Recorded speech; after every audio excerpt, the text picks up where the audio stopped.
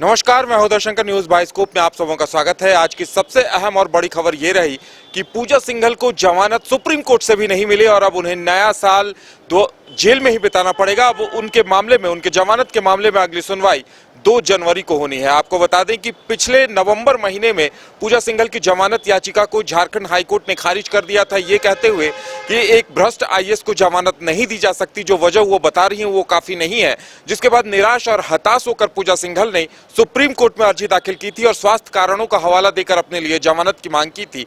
लेकिन अब supreme court ने भी सुनवाई करते हुए ईडी से जवाब मांगा है और अब 2 जनवरी को अगली सुनवाई की बात कही है।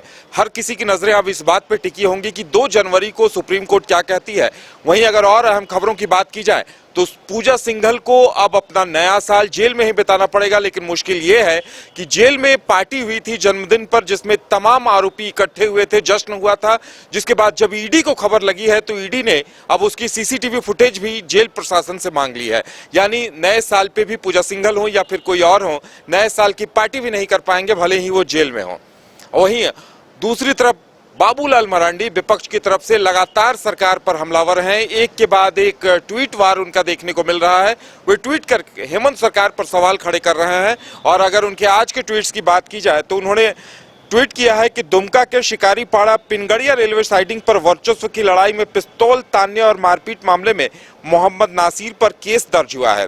और वहीं उन्होंने ये भी कहा है कि मोहम्मद नासिर जैसे कई लोग सीएम हेमंत के खास हैं और उन पर वहां के स्थानीय डीएसपी पुलिस अधिकारी कार्रवाई नहीं करते हैं। उन्होंने सवाल ये भी उठाया है कि पिनगड़िया जो रेलवे साइडिंग है वहां पे 7 लोगों को, 7 कारोबारी हैं जो चिप्स लोड की अनुमति सिर्फ 7 कारोबारियों को है और उनमें से एक भी संथाल या स्थानीय वहां का नहीं है। उनका कहना है कि उसमें से एक भी संथाल आदिवासी नहीं है।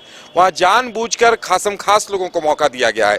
इसी तरह से उन्होंने अगले ट्वीट में भी कई सवाल खड़े किए हैं। उन्होंने लालू यादव के राज को याद करते हुए लिखा है कि लालू यादव के राज में जमकर भ्रष्टाचार हुआ था, लेकिन लालू यादव के राज में उस वक्त मजाल नहीं थी कि एक पिछड़े मुख्यमंत्री होने की वजह से उनके स्वजातीय लोगों पर या पिछड़ों पर कोई अत्याचार कर दे। लेकिन हेमंत सोरेन पहले ऐसे मुख्यमंत्री हैं, एक आदिवासी मुख्यमंत्री के रहते हुए आदिवासियों पर अत्याचार हो रहा है। चाहे वो रूपा तिर्की हो या फिर संध्या टोपनो हो, जिन्हें पशु तस्करों ने कुचल कर मार दिया था। तो बाबूलाल मरांडी लगातार इन मुद्दों पर सवाल उठा रहे हैं। विपक्ष की तरफ से लगातार आरोप प्रत्यारोप का दौर चल रहा है।